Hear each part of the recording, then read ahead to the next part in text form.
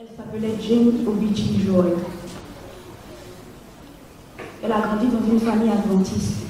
Pour ceux qui sont nés dans les familles adventistes, vous savez un peu de quoi je parle. Elle avait l'habitude de faire la vigile matinale.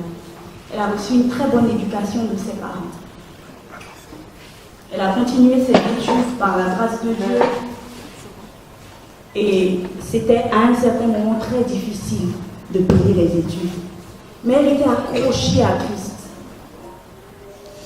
Elle était le genre de personne qui se retrouvait quelque part et qui contaminait les gens qui étaient autour d'elle. Elle était une vraie bénédiction dans la vie des gens qui rentraient en contact avec elle. Elle a gradué. En tant qu'enfant de Dieu, on nous dit dans la Bible que vous ne serez jamais à la queue, mais vous serez toujours à la tête. Et elle était la meilleure de sa promotion. Et pendant son parcours à l'école, elle a rencontré un jeune homme en 2012. Et en 2014, ils se sont mariés. Et Dieu l'a bénie avec une magnifique petite fille, Jasmine. Et Jane, après la graduation, retourne en famille. Elle termine son service national parce que dans les pays anglophones, tu sers la nation pendant une année.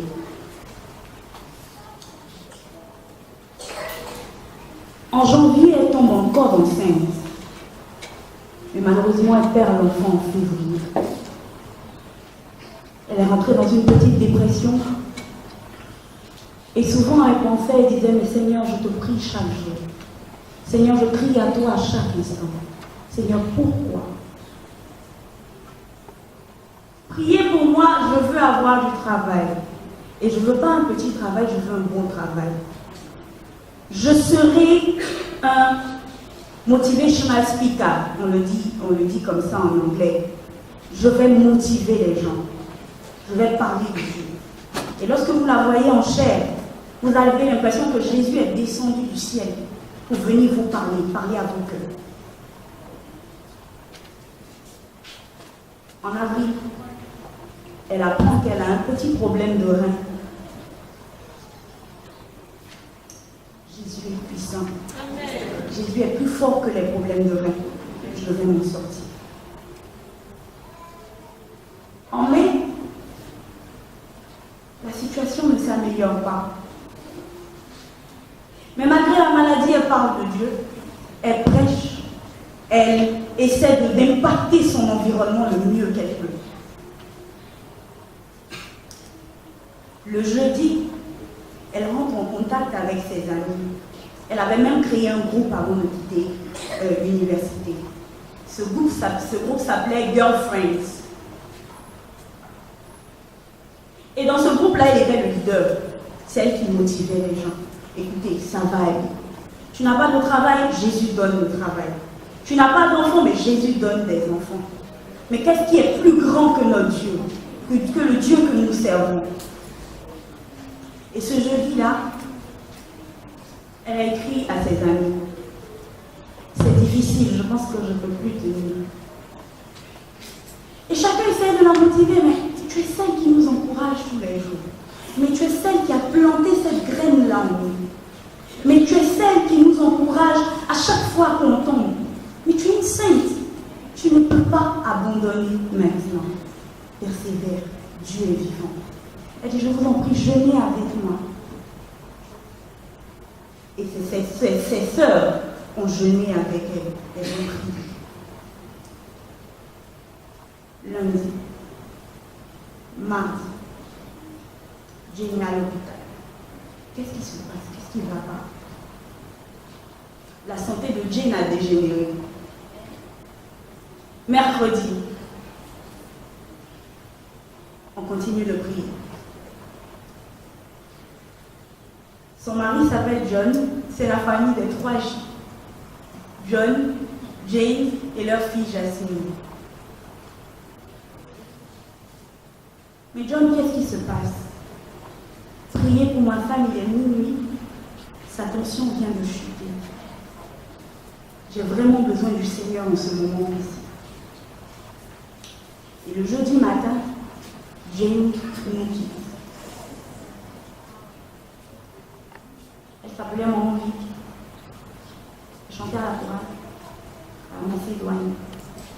très active dans l'église. Elle communiquait une joie de vivre à tous ceux qui rentraient en contact avec elle. Elle tomba malade.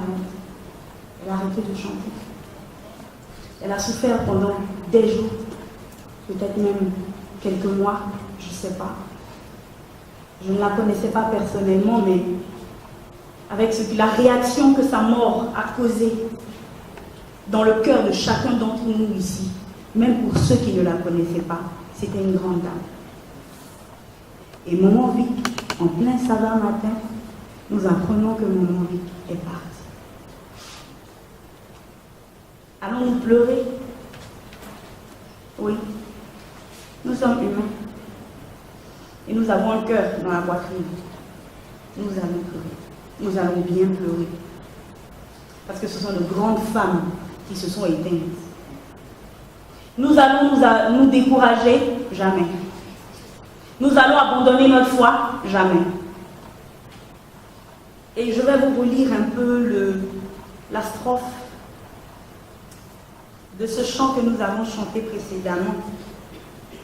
Sauvé, je ne me glorifie qu'en Jésus-Christ. Pour la terre et le ciel, ma vie, c'est Jésus-Christ.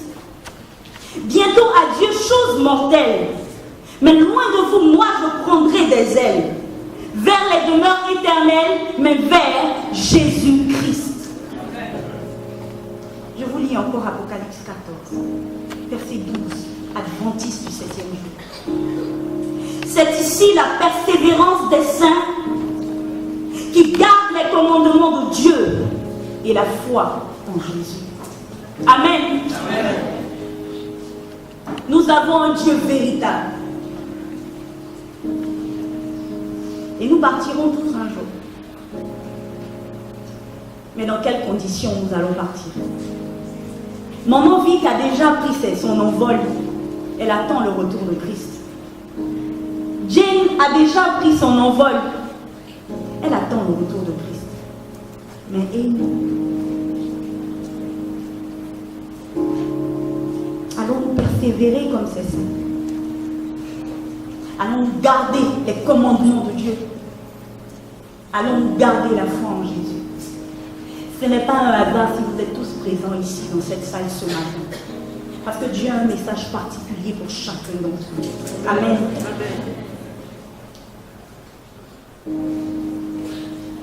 Je vais vous raconter l'histoire d'une jeune dame qui s'appelle Marina Chapman. Marina vivait dans une famille très paisible, très paisible. Et un jour, elle s'est fait kidnapper. Et lorsqu'on l'a kidnappée, on l'a jetée en pleine forêt, en Colombie. Et dans la forêt, Marina ne pouvait rien. Et elle a été éduquée par des capucins. Ce sont des singes. Au bout de 5 ans, Marina a commencé elle a perdu l'usage de la parole. Elle a commencé à se comporter comme un singe, manger avec les singes, grimper aux arbres comme les singes. Et il y a des chasseurs qui passaient par là un jour et qui ont aperçu Marina. Ils l'ont capturée. Mais au lieu de la rendre à l'humanité, ils l'ont vendue à des hommes sans scrupules qui ont abusé de Marina pendant 5 autres longues années. Et un jour, il y a des voisins anglais qui ont remarqué quelque chose de pas trop net dans la maison d'à côté. Et ces voisins-là sont venus à la rescousse de Marina. C'était une grande bénédiction pour Marina.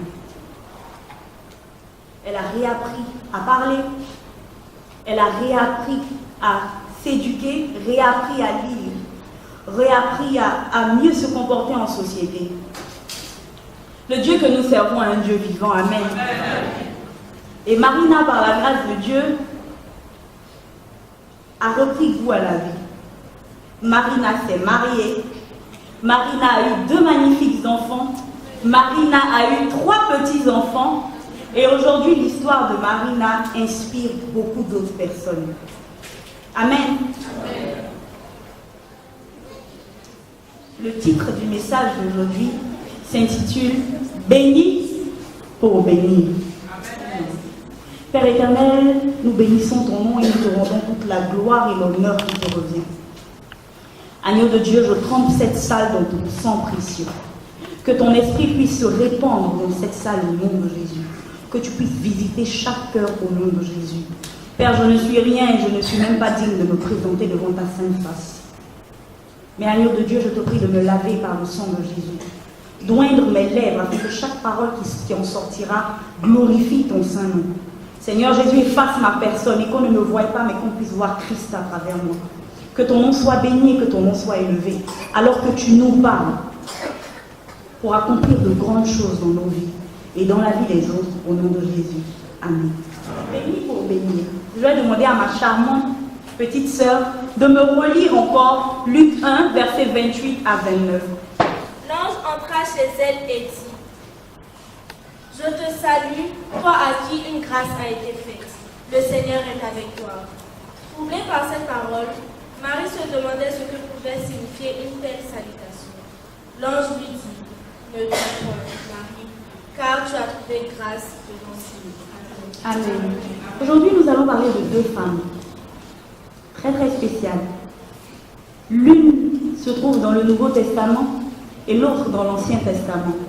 La première femme, comme vous l'avez entendu, se nomme Marie, la mère de Jésus. Et Marie était une jeune fille comme nous. Elle était fiancée à Joseph. Elle rêvait d'une famille merveilleuse. Elle allait un jour être maman. Et franchement, c'était vraiment une grande joie pour Marie. Et un jour, elle reçoit la visite d'un ange qui lui dit: Réjouis-toi, toi qui es comblée de grâce. Le Seigneur est avec toi. Marie avait un profond amour pour Dieu. Elle aimait Dieu et elle avait confiance en lui. Et elle était soumise à ce Dieu-là que nous servons. Et Dieu l'avait choisie parmi toutes les autres femmes pour accomplir une tâche particulière. Dieu l'avait choisie pour être la mère du roi des rois, de l'agneau immolé, de Jésus-Christ de Nazareth. Amen. Amen. À l'annonce de la nouvelle, Marie était un peu troublée. Moi, Marie, être la mère du Fils de Dieu. Chaque bénédiction implique une responsabilité. N'est-ce pas? Chaque bénédiction que vous avez implique une responsabilité. Les mamans peuvent en témoigner. Elles ont eu la grâce d'avoir des enfants, mais il ne suffit pas d'avoir un enfant et puis de le tenir en main. Non, il y a une éducation qui s'ensuit. Il y a un héritage qu'on doit transmettre à ses enfants. Et donc Marie se demandait: mais Seigneur, là tu es en train de me choisir, mais je ne suis pas qualifiée. Mais tu me choisis, je ne suis pas équipée. Mais comment je fais? Raison pour laquelle Marie était comblée, n'est-ce pas? Amen. Amen. Maranatha. Maranatha. Maranatha. Maranatha. Jésus revient bientôt. J'avais l'impression qu'on dormait un peu. Marie n'avait jamais imaginé être la mère d'un fils de Dieu. Mais Marie aurait dû se laisser maintenant utiliser par Dieu. Elle devait désapprendre de la vie qu'elle avait avant et réapprendre à être une mère, mais la mère du roi des rois, du maître de l'univers. Marie devait avoir une foi plus grande pour faire face à toutes les difficultés qui allaient survenir.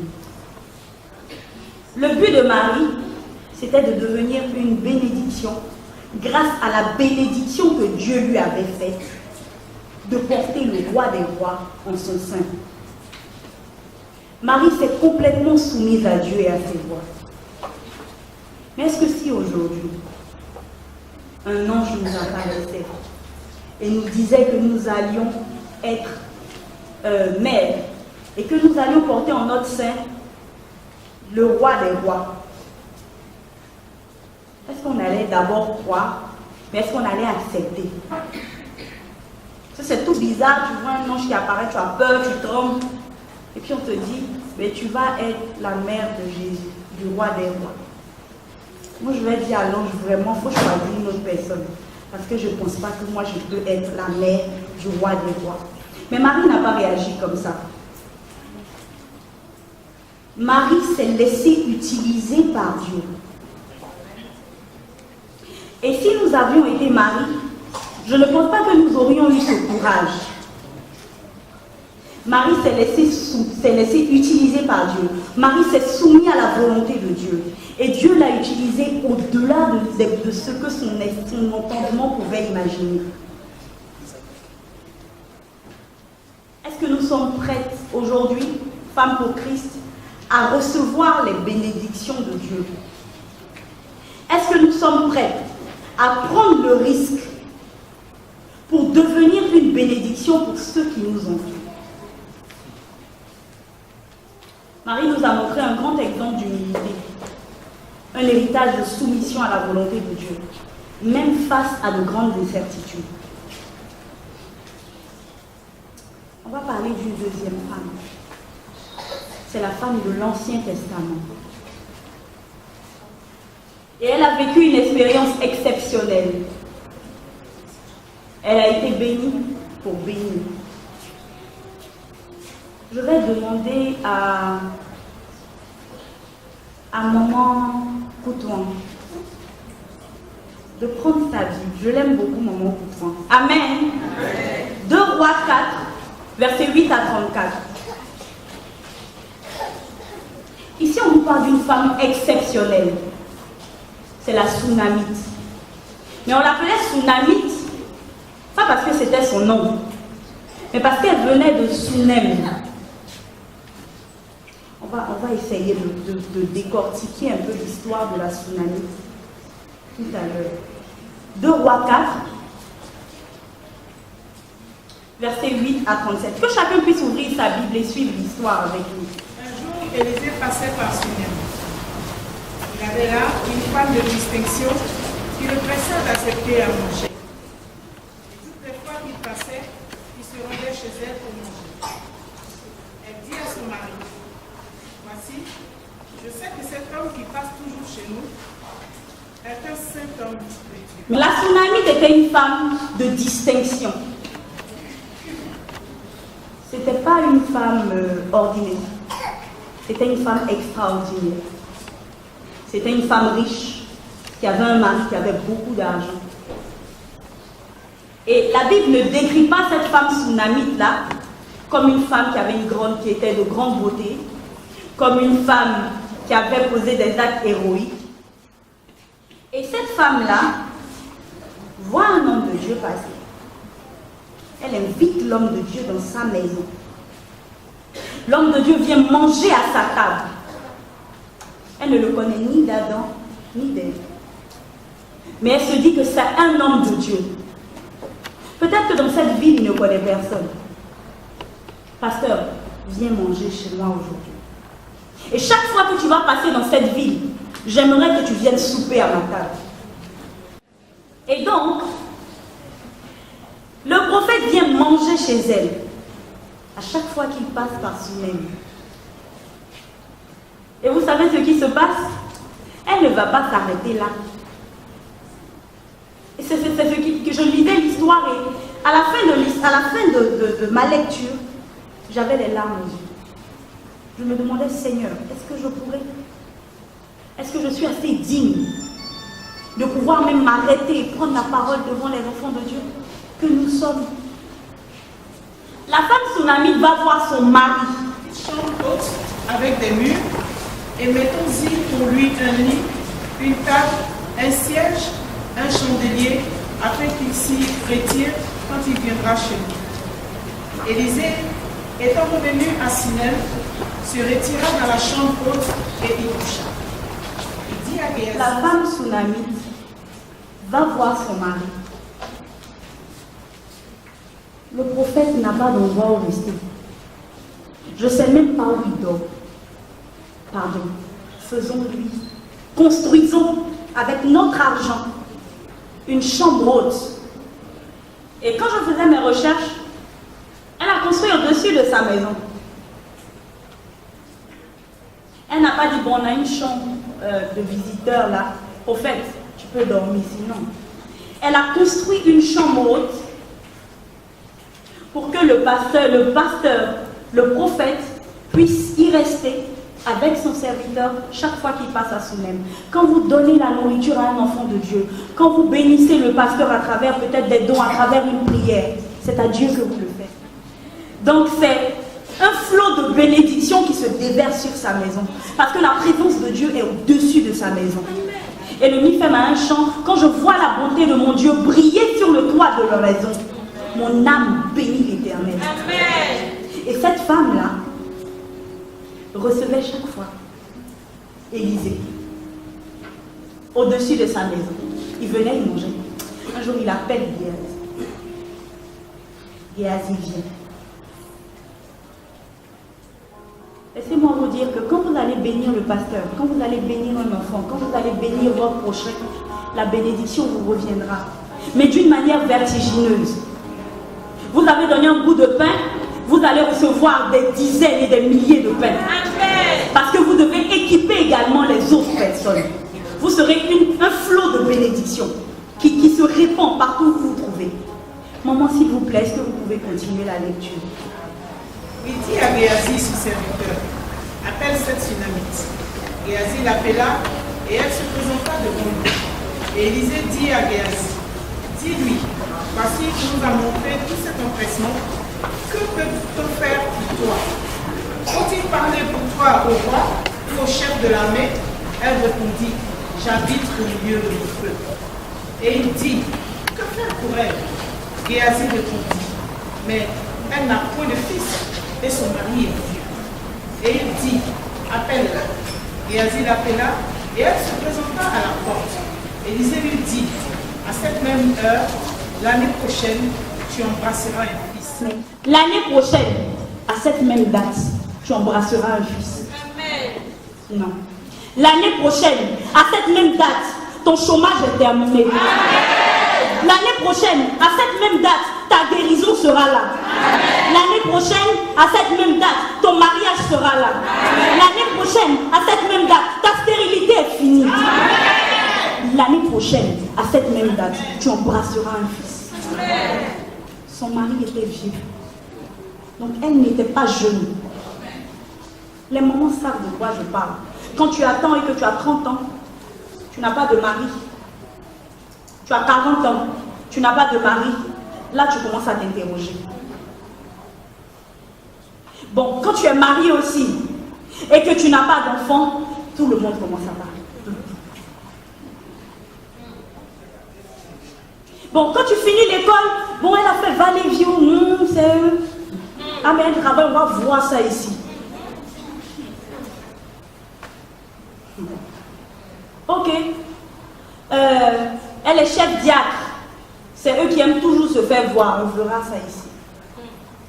Mais le Seigneur te dit l'année prochaine, à cette même date, tu embrasseras un fils. Amen.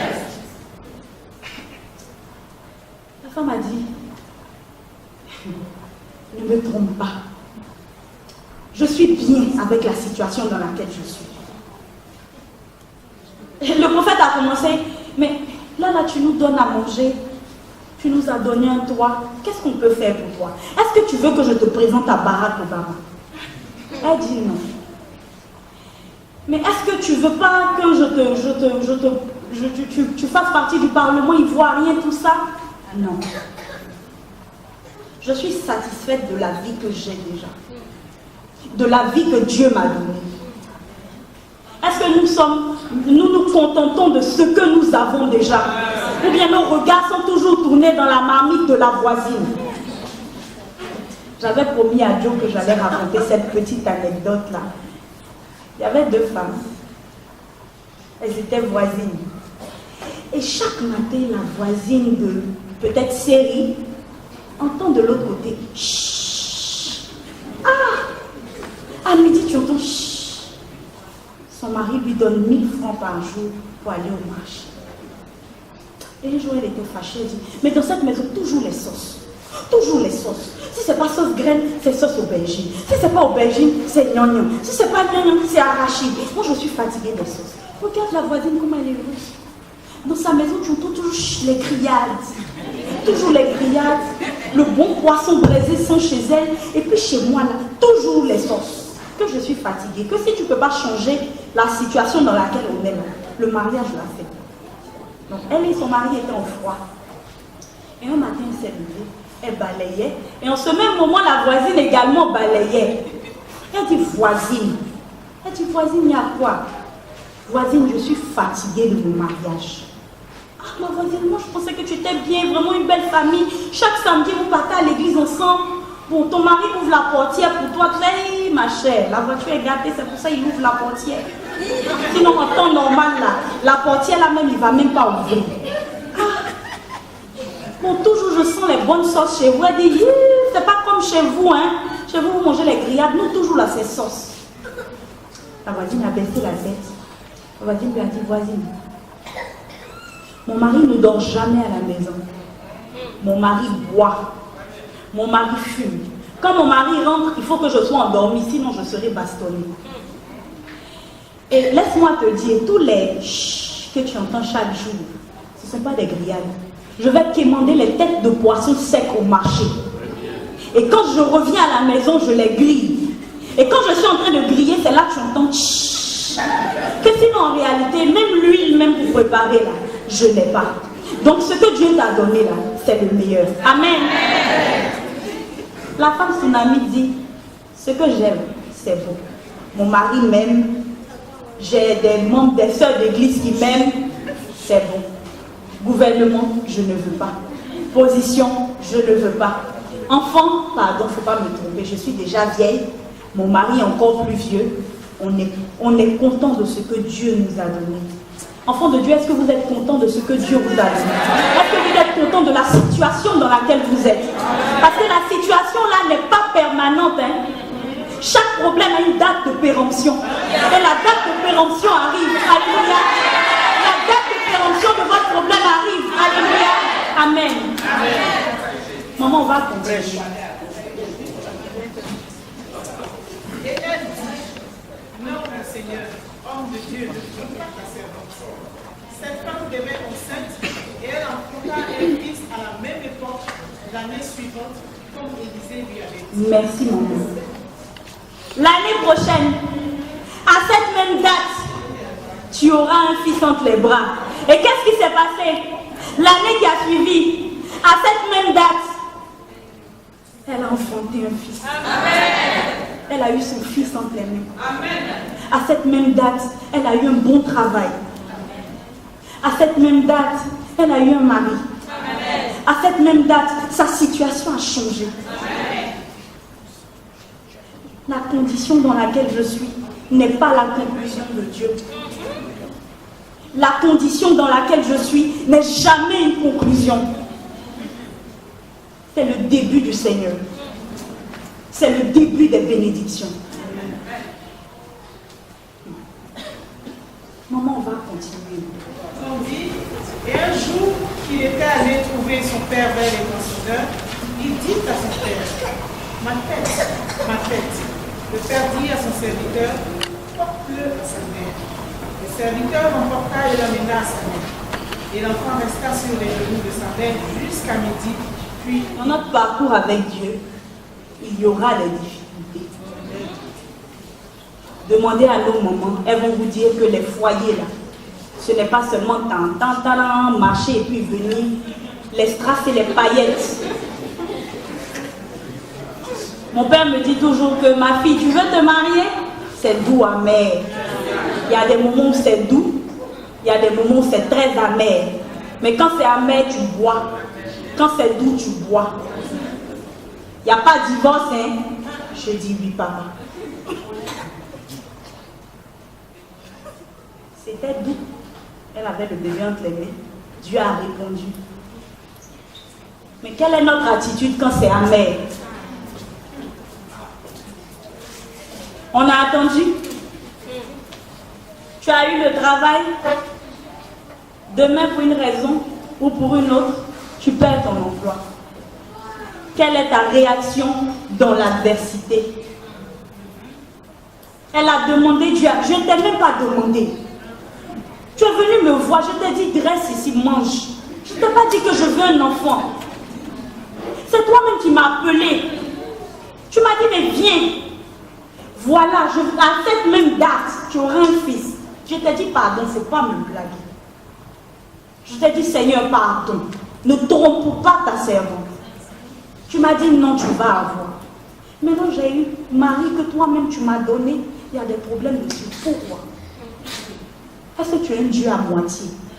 Soit tu es Dieu, soit tu n'es pas Dieu. Parce que la situation, je ne la comprends pas. Tu ne peux pas me donner un enfant et puis on va me dire que mon fils est alcoolique. Non.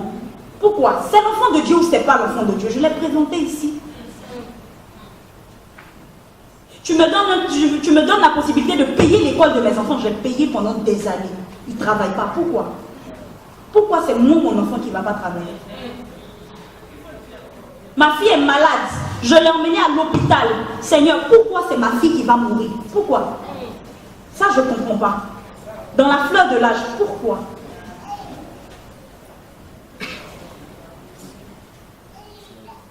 L'enfant s'en va au champ avec son père. J'ai mal à la tête. Ma tête. Allez, soulevez-le, allez-y le déposer chez ta maman. Maman, vous êtes formidable, que Dieu vous bénisse.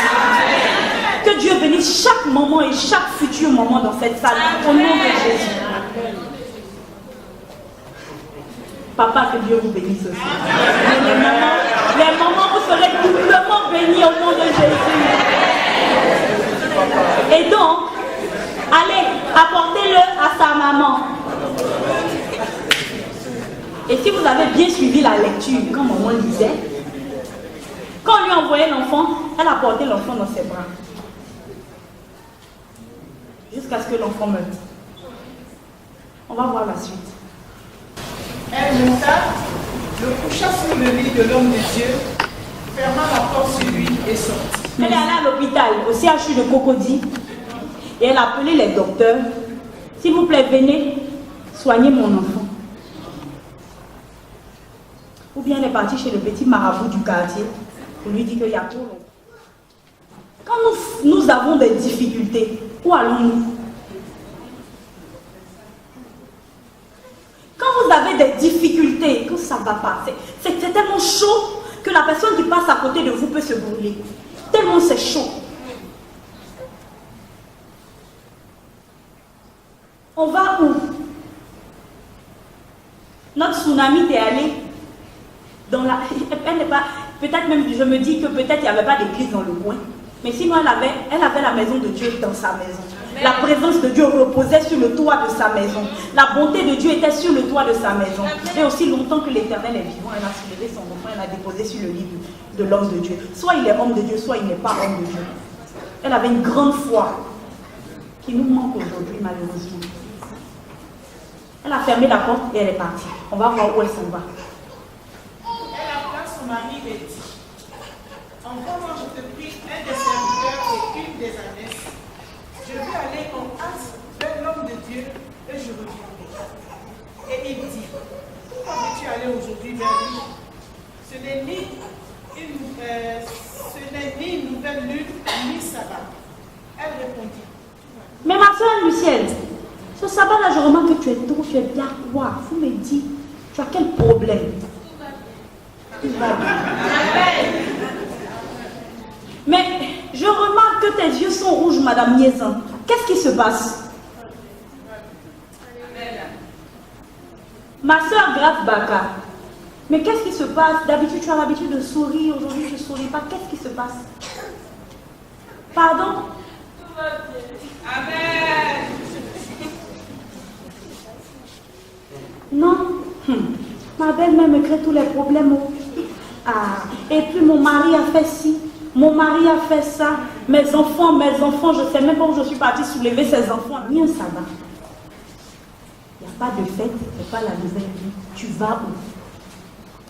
Mais, et ton fils, ça va? Qu'est-ce qu'elle a répondu? Bien. Tout le monde va bien. À qui on raconte nos problèmes? À qui racontez-vous vos problèmes? Est-ce qu'un chat peut résoudre le problème d'un lion? Non, répondez-moi. Est-ce qu'un chat peut résoudre le problème d'un lion? Vous êtes des enfants du lion de la tribu de Juda. Et vous allez vers les chats pour résoudre vos problèmes.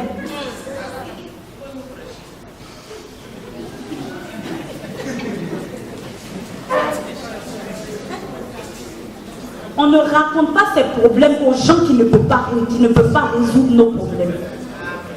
Tu as un problème de loyer, tu vas parler de ton problème à quelqu'un qui dort dans le salon de quelqu'un. Comment il va répondre à tes problèmes et résoudre ton problème? Tu es une jeune fille, tu veux te marier, au lieu d'aller vers tes mamans qui sont déjà mariées, qui ont goûté, tu vas vers des petites filles qui n'ont même pas le mariage en tête et tu espères qu'on te donne de bons conseils pour que ton mariage puisse fonctionner.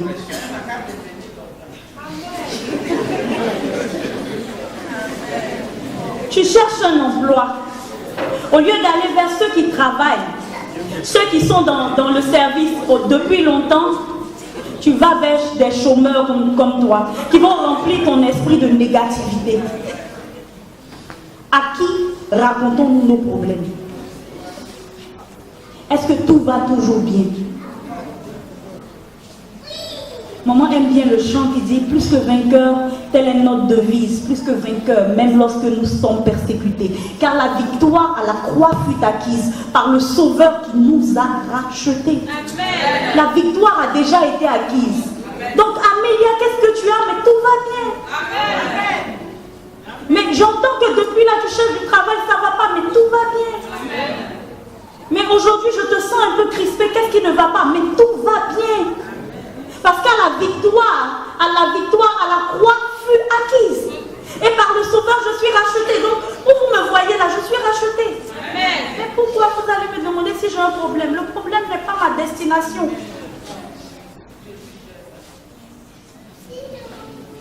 Arrêtons de raconter nos problèmes aux gens.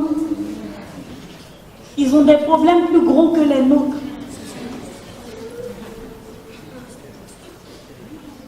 Parlons plutôt des bénédictions qui sont en train de se déverser dans nos vies et qui sont en store et qui avancent, qui viennent et qui vont se déverser complètement dans nos vies. Mais quand il loin d'une ma tête, ma coupe déborde.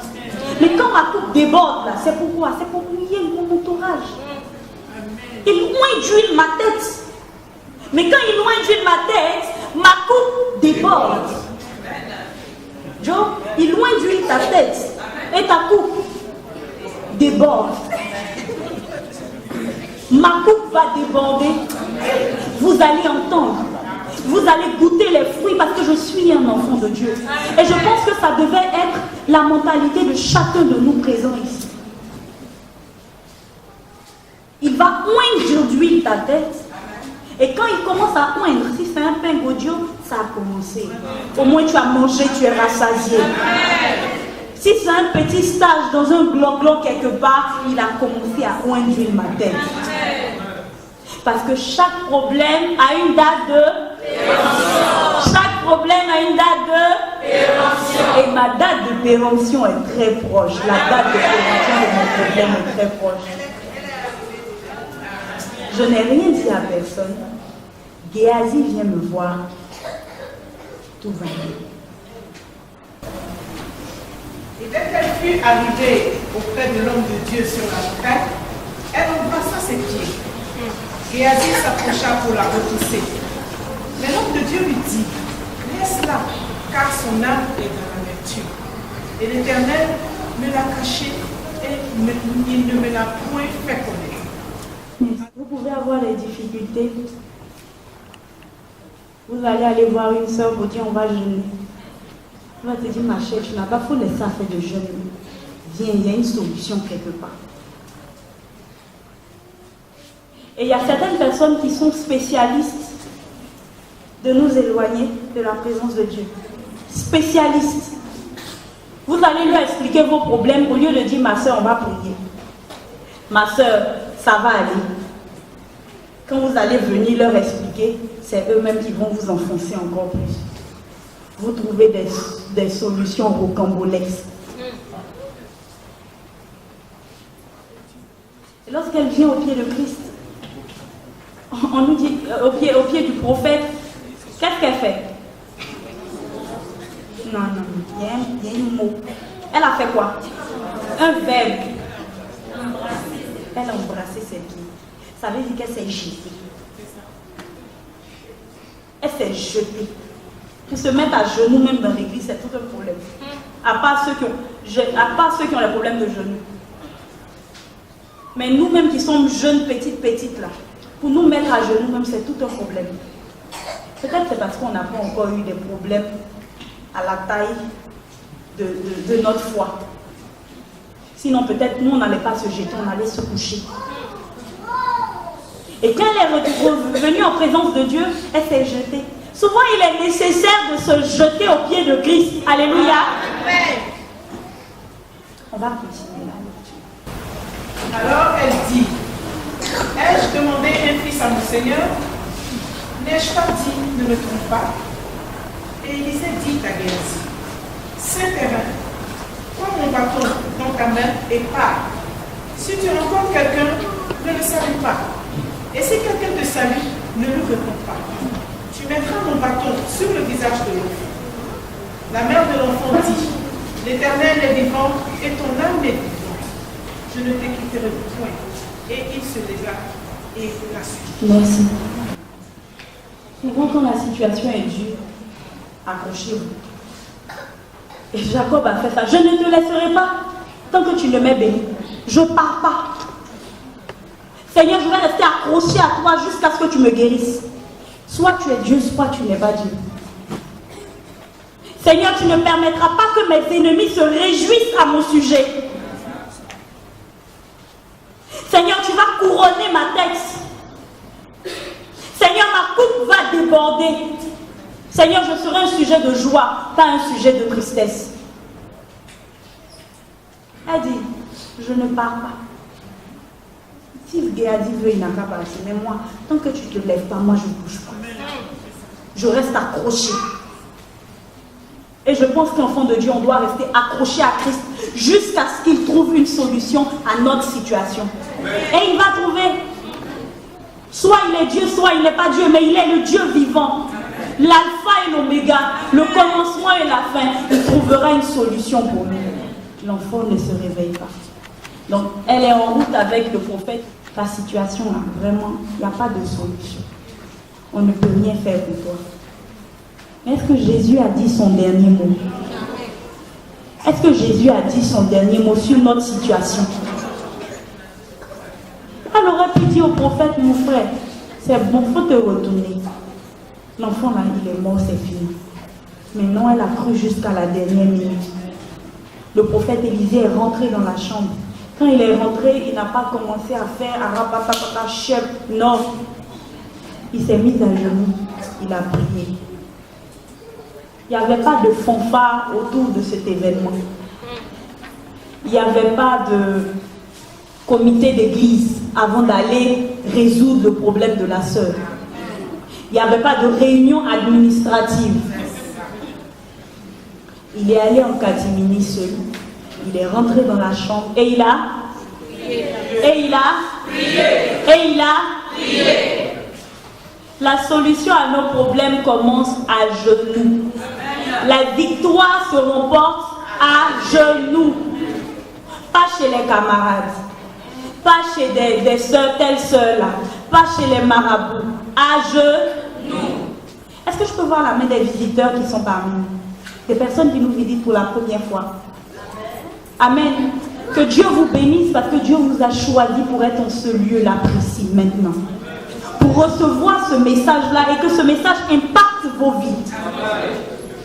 Aujourd'hui, je vous dis, je ne connais pas la situation que vous traversez, mais laissez-moi vous dire que ici dans l'église adventiste, on remporte les batailles à genoux. Amen. Amen. Et lorsque vous allez partir chez vous, et lorsque vous allez être en face d'une difficulté, essayez ce petit remède miracle là. Et vous verrez, vous allez remporter des victoires à genoux. Amen. Amen. Et il pria. coucha sur l'enfant. Il mit sa bouche sur sa bouche, ses yeux sur ses yeux, sa main sur ses mains.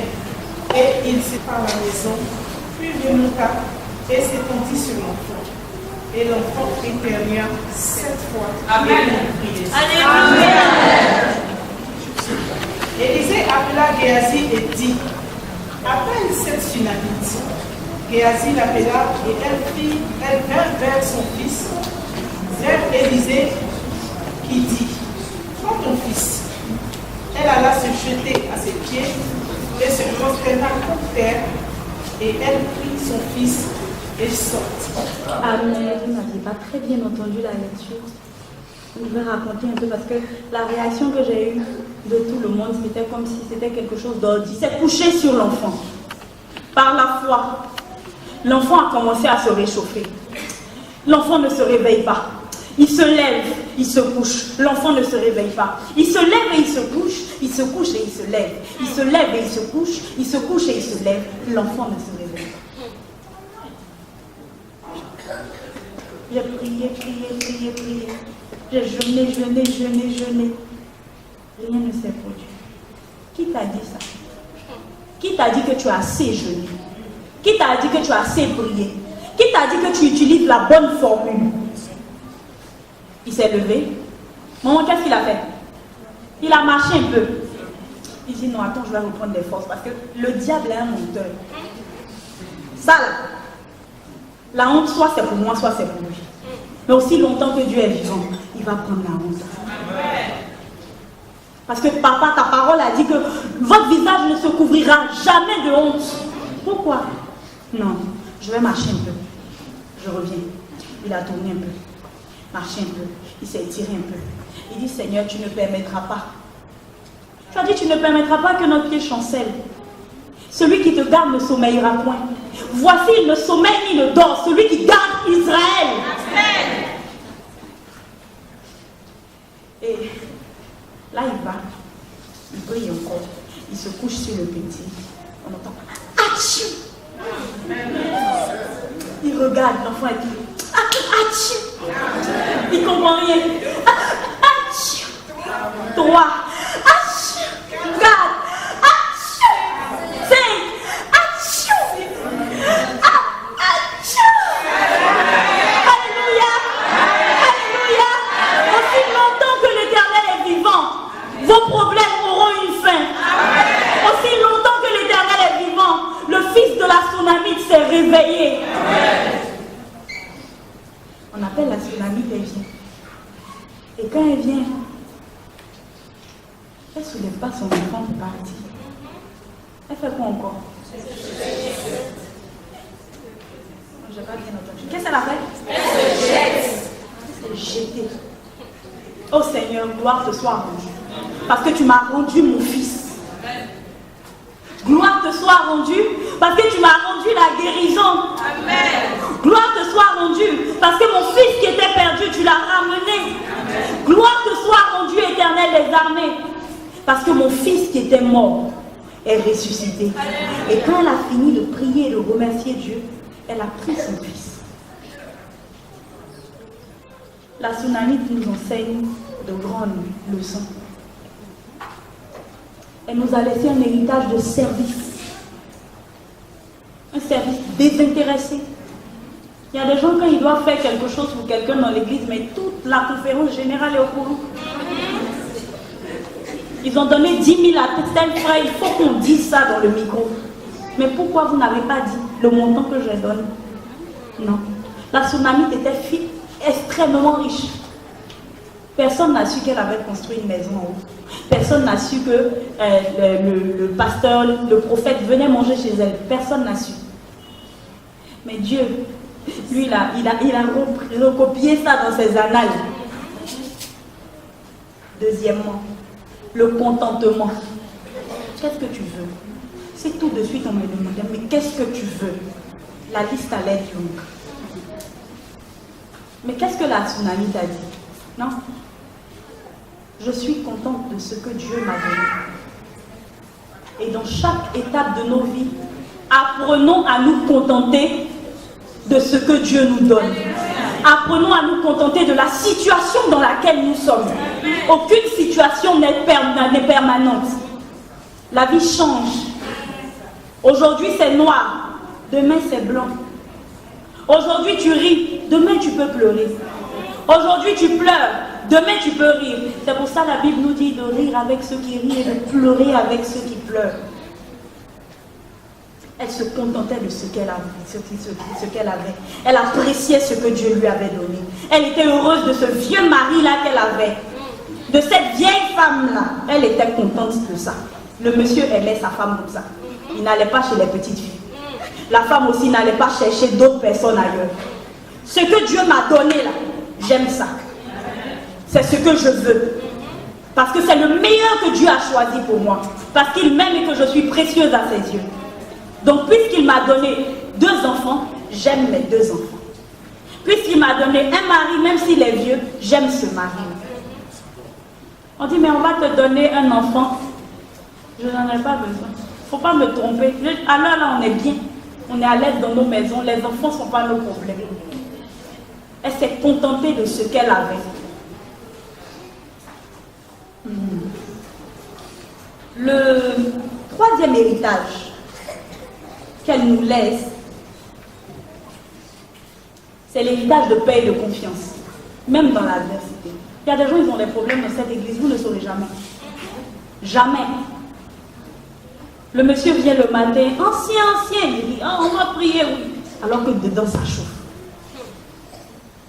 Mais pourquoi cette sérénité-là? Parce que la paix et la confiance, on la puise en Jésus. Et lorsqu'on est connecté à la divinité, ça coule. Ça coule automatiquement. Le 4e héritage. Persévérance.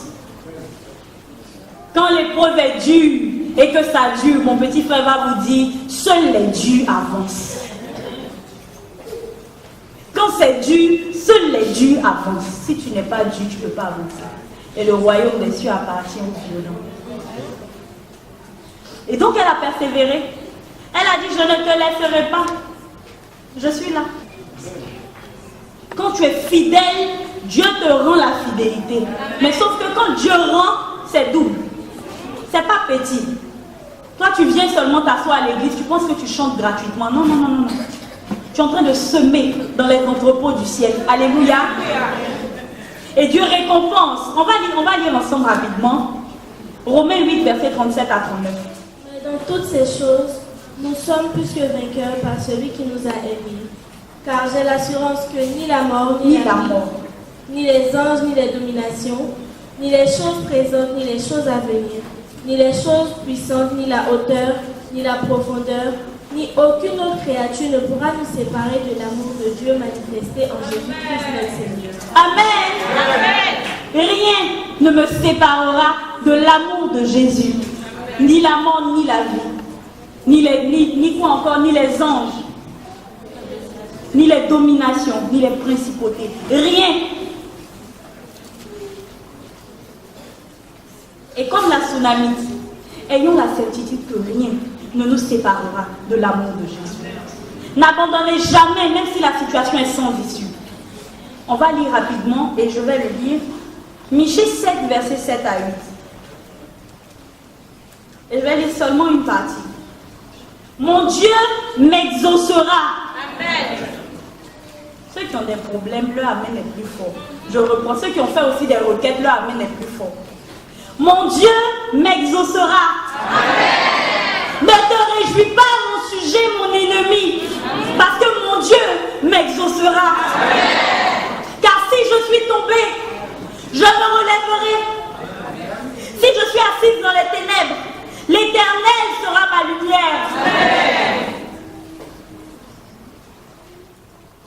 Comme Marie, comme la Sunamite, comme Marie Chapman, nous avons reçu des bénédictions. Nous avons reçu de grandes bénédictions. Nos parents sont une bénédiction pour nous. Nos amis sont une bénédiction pour nous.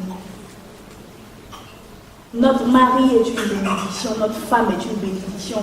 Nos mamans sont des bénédictions, notre père est une bénédiction. Nos petites sœurs sont des bénédictions. Est-ce que nous sommes des bénédictions dans la vie de ceux qui nous entourent? Ou bien nous sommes des malédictions? Nous sommes mariés et quand il y a certaines femmes, quand elles parlent de leur mari, elles commencent à pleurer. Pourquoi? Normalement, elles devaient jubiler. De leur fiancé, mais c'est avec des pleurs. Bénédiction ou malédiction? Qui sommes-nous dans la vie des gens qui nous entourent? Sommes-nous des bénédictions ou des malédictions? Dieu veut nous utiliser. Il veut utiliser les talents qu'il a placés en nous, afin que nous puissions être des bénédictions pour les autres. Amen. L'histoire de la Tsunamite est un grand témoignage qui continue à donner du réconfort et de la fidélité. Du réconfort et à parler de la fidélité de Dieu. Et avant sa mort, dans 2 Rois 8, versets 1 à 6, la Tsunamite a même fait son témoignage à un roi. Dieu nous a choisis, Dieu nous a rachetés, Dieu nous a changés en une nouvelle créature. Nous sommes des princesses et des princes de l'Éternel. Dieu nous a équipés pour bénir les autres. Et c'est une grâce inimaginable pour nous de pouvoir être des bénédictions pour notre entourage. Dans Jérémie 29, verset 11, il nous dit: car moi, l'Éternel, je connais les projets que j'ai formés pour toi. Je connais tous les plans que j'ai formés pour toi. Ce sont des projets de bonheur et non de malheur, afin de vous donner un avenir et de l'espérance. Que Dieu nous aide et que Dieu nous donne la force de pouvoir marcher avec lui, de pouvoir rester accrochés à lui, comme si c'était la dernière option que nous avions. Et que Dieu puisse répondre à nos prières. Nous allons nous mettre debout.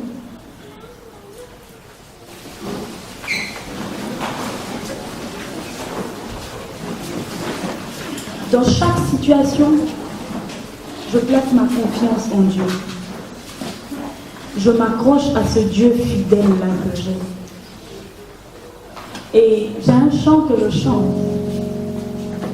Je suis confiant au roi Jésus, confiant en lui seul. Il m'a promis le grand salut, m'a libéré.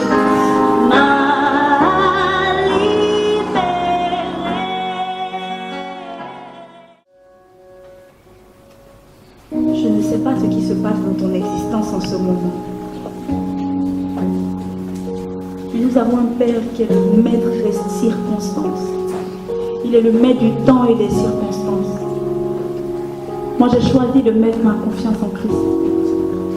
Même si tout s'écroulait autour de moi. Même si tout semble noir. J'ai décidé de mettre ma confiance en Christ. Et c'est en lui seul que je place ma confiance. Jusqu'à ce que quelque chose se produise dans ma vie. Jusqu'à ce que quelque chose se produise dans la vie de mes enfants. Jusqu'à ce que quelque chose se produise dans la vie de mon mari. Jusqu'à ce que quelque chose se produise dans ma situation. Seigneur, tu m'as promis le grand salut. Et tu m'as libéré. Voilà pourquoi je place ma confiance en toi. J'ai mis toute ma confiance en toi, Seigneur. Parle à ton Dieu. Dis à ton Dieu que, Seigneur, je place ma confiance en toi. Je ne sais pas ce qui te tracasse. Je peux demander à tout le monde de fermer les yeux. Je ne sais pas ce qui t'a conduit dans ce lieu aujourd'hui. Peut-être avant, tu étais esclave des femmes. Peut-être avant, tu étais esclave de la masturbation. Tu étais esclave de l'adultère. Tu es esclave de la fornication. Tout ce que tu touches, tu as l'impression que c'est ce gâte. Est-ce qu'il y a encore un secours pour moi, Seigneur?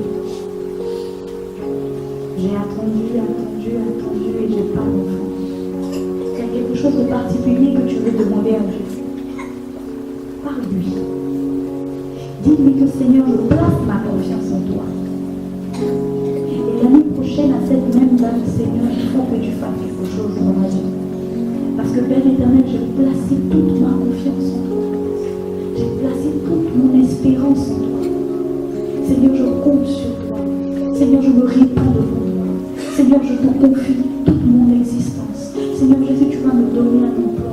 Seigneur Jésus, on avait dit que moi, j'allais jamais me marier. Seigneur Jésus, tu vas me donner un mari selon ta volonté au nom de Jésus. Seigneur Jésus, je me répands devant toi. Seigneur Jésus, les gens m'ont dit que j'étais bête et que moi, je ne pourrais jamais arriver dans cette vie. Seigneur Jésus, les gens m'ont dit que moi, je ne pourrais jamais réussir. Seigneur Jésus, je me répands devant toi. Seigneur, je place toute mon espérance en toi.